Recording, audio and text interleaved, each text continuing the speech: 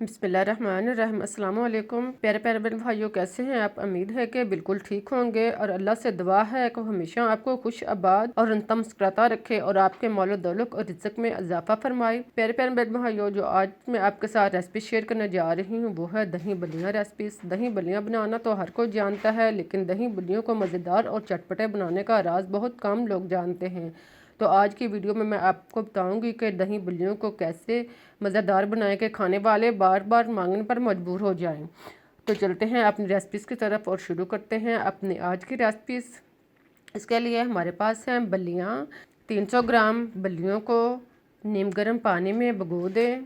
बल्लियों को तकरीबन आधे घंटे के लिए भिगोकर एक साइड पर रख दें।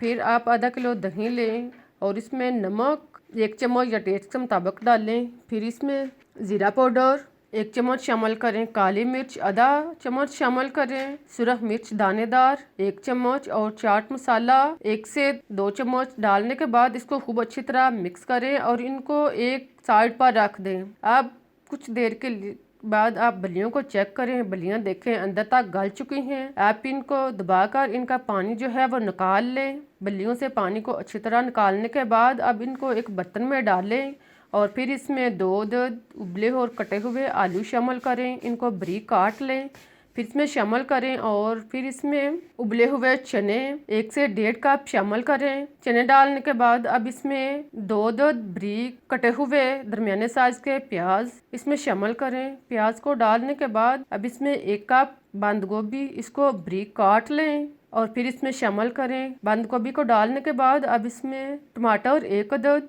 इसको बारीक काट लें और फिर शामिल करें। इसके बाद हरी मिर्च 2 अदद इसको बारीक इस साइज़ का बिल्कुल बारीक काट लें और बल्लियों के ऊपर इनको डाल दें। अब दही जिसमें हमने मसाला जार डाल कर रखा हुआ था वो सारा दही इनके ऊपर डालें।